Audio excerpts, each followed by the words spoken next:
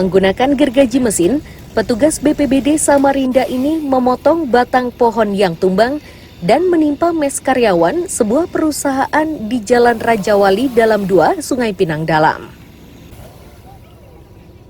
Petugas harus berhati-hati karena posisi batang pohon cukup tinggi dan banyak kabel listrik bertegangan tinggi.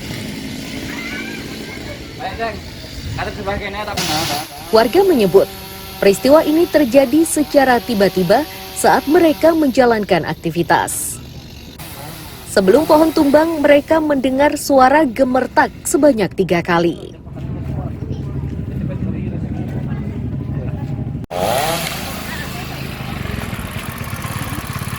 Tadi sih kebetulan jam 1 lewat itu kita duduk di warungnya Tante Ratna. Nggak ada angin sih, cuman kebetulan bunyi krek-krek gitu. Itu 3 kali, selama 3 kali. Tiba-tiba langsung tumbang. Jadi untungnya aku bawa 2 anak kecil. Untuk anak kecilnya juga dipindahkan ke sebelah. Jadi nggak ada korban apa-apa sih. Nggak ada ya? Nggak ada, Pak. Akibat tumbangnya pohon ini, yang kerusakan yang terjadi apa aja? Yang satu warungnya Tante Ratna, siangnya roboh semua. Terus sama rumah warga di sebelah.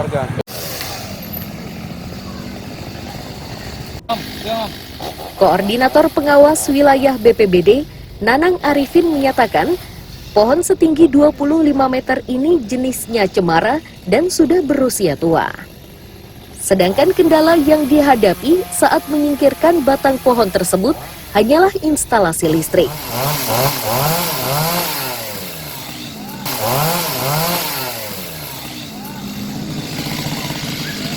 Pada pukul 13.20 telah terjadi pohon tumbang yang menimpa mes perusahaan yang terdapat 10 kakak, 25 jiwa. Untuk korban, alhamdulillah tidak ada korban jiwa dalam perihal ini. Pohon yang tumbang cukup tua, ya. Sedangkan pohonnya sendiri di kategori adalah pohon cemara. Untuk tingginya berapa ini? Untuk tingginya kurang lebih 25 meter.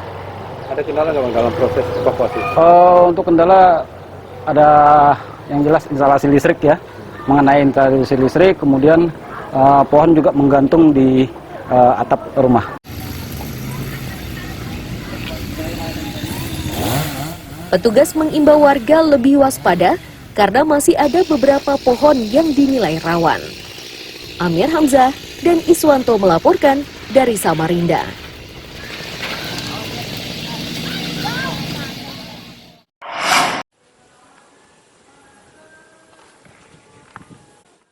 Pondok pesantren Nur Hidayah di kilometer 7 Balikpapan inilah yang disasar oleh Humas Polda Kaltim. Tujuan mereka yakni untuk memberikan pemahaman tentang bahaya terorisme, radikalisme, dan intoleransi, juga bullying atau perundungan.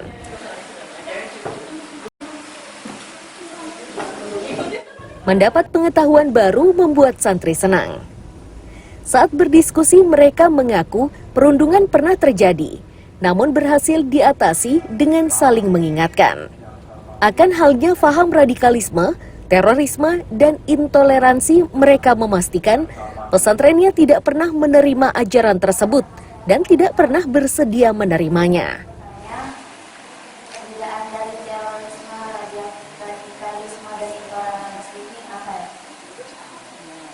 Terima kasih kepada Polda karena telah memberitahu cara penanggulangan tentang terorisme, radikalisme, dan intoleransi. Oke, kalau kan bullying juga termasuk ya di dalam 3 kategori itu. Seandainya bullying itu terjadi di pesantren ini, apa yang kamu lakukan? Harus mencegahnya dan melawan supaya tidak terulang kembali. Oke, baik. Menurut kamu materi seperti ini penting nggak sih untuk kehidupan sehari-hari? Penting banget, soalnya kalau misalnya tidak diberitahu, kita tidak akan tahu bagaimana dari akibat masalah itu. Sangat penting karena dampaknya itu sangat berbahaya. Berbahayanya seperti apa nih? Bahayanya itu karena kalau dipencak itu bisa menjatuhkan banyak korban yang tidak bersalah. Saling mengingatkan tentang dampak-dampaknya dan rasanya berada di posisi sang korban. Gitu. Pernah kejadian nggak sih di pesantren ini sendiri hal seperti itu? Pernah. Terus yang kamu lakukan apa nih? Yang saya lakukan itu untuk mencegahnya. Itu dengan mengingatkan kalau hal seperti itu tuh tidak baik.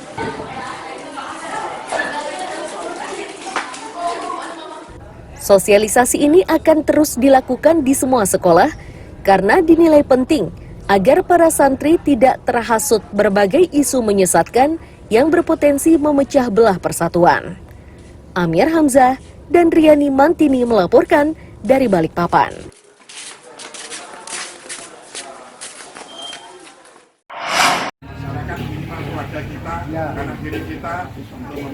Pendukung pasangan calon Presiden Ganjar Pranowo Mahfud MD menggelar deklarasi di Balikpapan. Deklarasi kali ini berbeda dengan sebelumnya, sebab hanya dihadiri anggota dan kader PDIP dari kalangan tua yang menamakan kelompoknya Banteng Tua. Ini sebagai sikap serius mereka mendukung dan memenangkan pasangan capres dan cawapres andalannya. Dan di undang-undang sendiri itu adalah bunyinya, Bapak Ibu kita nggak usah masuk ranah sana, kita tetap fokus memenangkan Ganjar dan Mahfud. Beberapa hari lalu kita memang ada program melihat konstelasi politik yang ada di pusat selama ini, kita agak sedikit harus tergugah bagaimana kita menyatukan rekan-rekan khususnya Banteng Tua di Kota Balikpapan dan kaum nasionalis ini bisa menyatukan diri untuk tetap kita memberikan support kemenangan kepada pasangan Ganjar dan Mahfud untuk Presiden dan Wakil Presiden 2024.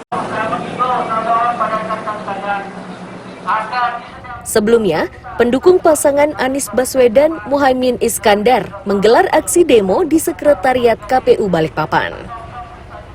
Ini mereka lakukan untuk meyakinkan pasangan tersebut bahwa tim mereka di daerah sudah bergerak guna menyusun kekuatan. Mereka sengaja melakukan aksinya saat pasangan tersebut mendaftarkan diri ke KPU Pusat guna membuktikan keseriusannya mendukung dan memenangkan pasangan Anies Baswedan Muhaimin. Pada hari ini kita bisa berkumpul di sini. Akhirnya, pada hari ini tanggal 29. Hari ini sebagai bentuk euforia kita sebagai pendukung Anies Baswedan dan Muhaimin Iskandar, karena di nasional kan ada pendaftaran ke KPU. Nah, sebagai bentuk dukungan kami yang di daerah, kami melakukan pendaftaran juga, cuman secara simbolis saja. Kami menyerahkan foto pasangan Presiden 2024 yang kami dukung. Jadi inilah bentuk kecintaan kami, kekompakan kami pendukung Anies Baswedan dan Muhaimin Iskandar untuk maju dalam pertarungan Presiden tahun 2024 mendatang.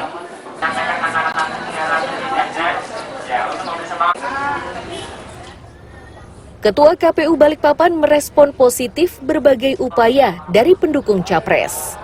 Namun, ia meminta agar dukungan dilakukan secara tertib dan tidak melanggar aturan KPU. Amir Hamzah dan Riani Mantini melaporkan dari Balikpapan.